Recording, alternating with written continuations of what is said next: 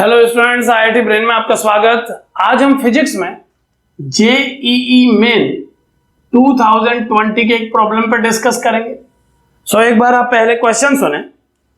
A long solenoid of radius capital R carries a time dependent current I equal to I naught t 1 minus t. A ring of radius 2R is placed coaxially near its middle during the time interval 0 to 1, 0 से 1 का closed time interval दिया हुआ है। The induced current I R and induced EMF V R in the ring change as.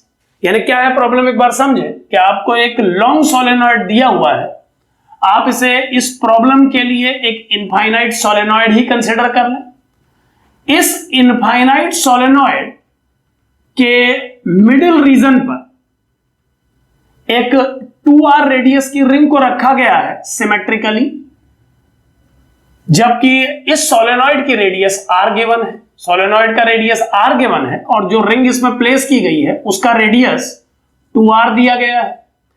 Current जो solenoid में flow हो रही है उसको जिस फॉर्मूले से दिया जा रहा है वो है I equal to I naught t into 1 minus t. और इसके अलावा ये दिया है कि जो टाइम इंटरवल जिसमें इस प्रॉब्लम को हम डिस्कस कर रहे हैं वो 0 से 1 सेकेंड के बीच में है। एक बात यहां पर ध्यान रखें कि इंड्यूस्ड ईएमएफ वी आर और करंट आई आर के लिए प्रॉब्लम पूछा गया है, लेकिन ऑप्शंस देख करके प्रॉब्लम करनी होगी। ऑप्शंस क्या, एक बार सुने आप। ऑप्शंस है एट टी बराबर 0.5 सेकेंड करंट और ईएमएफ के बारे में एक आउटकम दिया गया है। दूसरे ऑप्शन में भी 0.5 सेकंड के लिए करंट और ईएमएफ के लिए आउटकम दिया गया है, जबकि तीसरे और चौथे ऑप्शन में 0.25 सेकंड के लिए ये आउटकम दिए गए हैं। सबसे पहले हमें ये कैलकुलेट करना होगा कि as a general form time के वेरिएबल टर्म में क्या वैल्यू है ईएमएफ की और करंट की, फिर उस वैल्यू के बेस पे हम इस प्रॉब्लम को सॉल्व कर पाएंगे। तो सबसे पहले हम एक जनरल आउटकम निकाल लेते हैं। यहां समझे कि इस सोलेनॉइड में आई करंट फ्लो हो रहा है जो कि इस फॉर्मूले से दिया जा रहा है। हम देख पा रहे हैं कि ये करंट टाइम डिपेंडेंट है। इस टाइम डिपेंडेंट वेरिएबल करंट के फ्लो होने से ये सोलेनॉइड जो मैग्नेटिक फील्ड अपने इनसाइड रीजन में डेवलप करेगा, उस मैग्नेटिक फील्ड का वैल्यू हम जानते हैं फॉर्मूले mu not into number of turns in the solenoid into I से दिया जाएगा। यहां पर ध्यान रहे, यहां पर जो n सिंबल यूज किया जा रहा है वो सोलेनॉइड की यूनिट लेंथ में नंबर ऑफ टर्न्स है।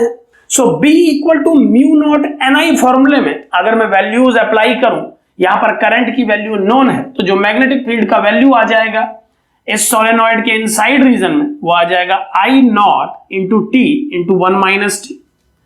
अब अगर B का वैल्यू इतना है तो बहुत इजीली कैलकुलेट किया जा सकेगा कि इस वेरिएबल मैग्नेटिक फील्ड के कारण इस रिंग से पास होने वाला फ्लक्स कितना हो।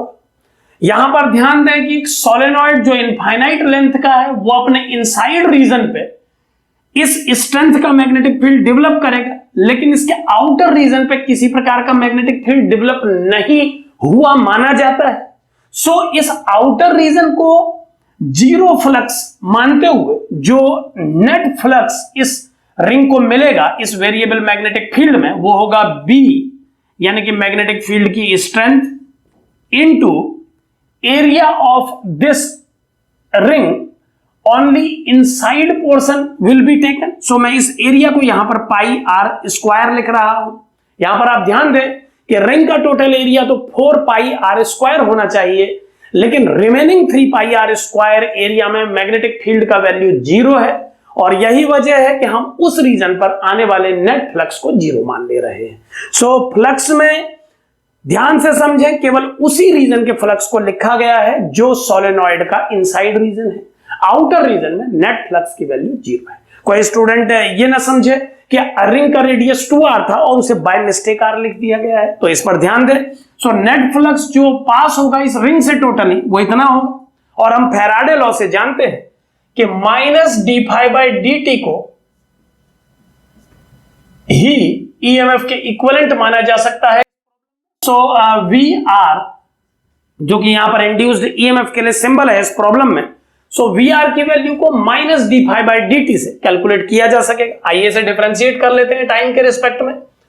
तो ये बन जाएगा minus mu naught N into I naught into pi r square. ये सभी कांस्टेंट टर्म थे, वेरिएबल पार्ट केवल यही है इस फ्लक्स का, तो मैं इसे डिफरेंशिएट कर रहा हूं टाइम के रिस्पेक्ट में।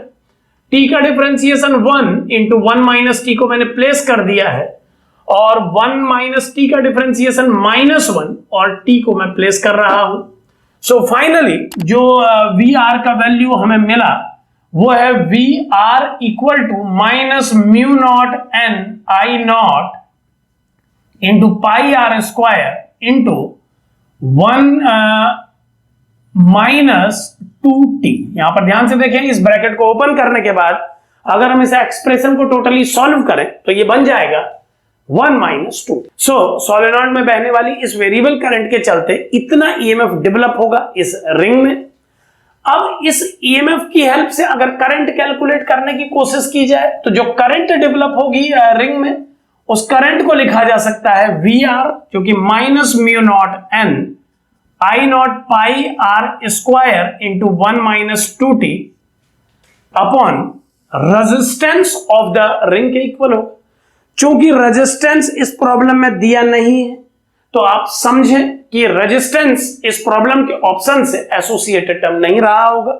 सो हम 1 बाय 1 अभी ऑप्शन चेक करेंगे। पहले हम यहां पर रेजिस्टेंस के लिए एक सिंबल यूज कर लेते हैं, चूंकि रेडियस के लिए हम आर ऑलरेडी यूज कर चुके हैं, तो रेजिस्टेंस के लिए मैं आर डैश सिंबल को यूज कर रहा हूं। सो जो करंट फ्लो होगा इस रिंग में वो आई आर इतना होगा और पोटेंशियल ईएमएफ इतना होगा। अब सुने ध्यान से, हमसे पूछा गया है during the time interval 0 to 1 second the induced current and induced EMF in the ring changes as.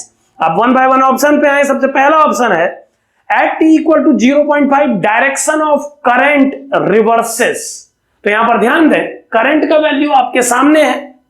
हम देख पा रहे हैं कि इस करंट का वैल्यू जीरो करने के लिए हमें इस 1 माइनस 2t को जीरो करना होगा, और इसकी वैल्यू को जीरो करने के लिए t का वैल्यू 0.5 सेकेंड होना चाहिए।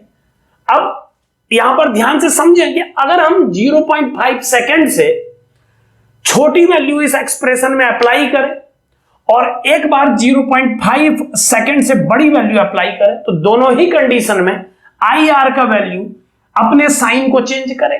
क्लियरली समझे कि जब आप t की जगह 0.5 से छोटा वैल्यू अप्लाई करेंगे तो ये टर्म पॉजिटिव आएगा, और इसके पॉजिटिव और इस नेगेटिव को मल्टीप्लाई करके फाइनल आउटकम माइनस आएगा।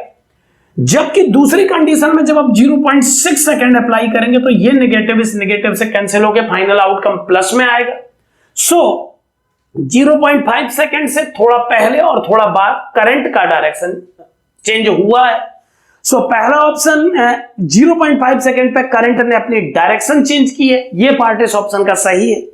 आगे इसमें लिखा है वी आर इज जीरो। इस ऑप्शन में ही आगे लिखा हुआ है कि वी आर का वैल्यू जीरो होगा इस टाइम पे।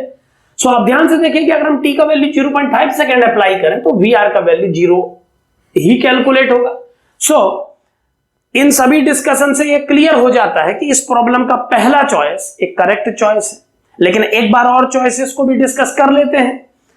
Direction of I R remains unchanged eight T बराबर 0.5, और यही वजह है कि दूसरे चॉइस को गलत मानना होगा, क्योंकि उसमें लिखा है कि 0.5 सेकेंड पर करंट अपना डायरेक्शन चेंज नहीं करेगी, जबकि अभी हमने देखा था कि 0.5 सेकेंड पर करंट ने अपने डायरेक्शन को रिवर्स किया था, चेंज किया था। सो सेकेंड ऑप्शन गलत है।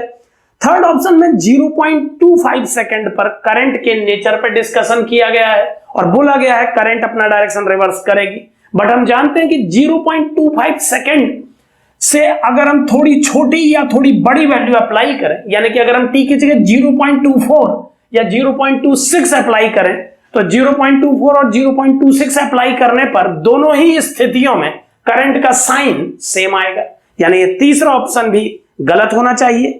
फाइनल ऑप्शन है direction of I R remains unchanged and V R is zero at 0.25। So at T बराबर 0.25 direction of current remains unchanged, यहां तक तो सही है, लेकिन आगे लिखा है वी आर इज जीरो, और आप क्लियरली देख पा रहे होंगे कि 0.25 सेकेंड पर पोटेंशियल जीरो, ईएमएफ का वैल्यू जो रिंग में डेवलप हुआ है 0 नहीं होगा।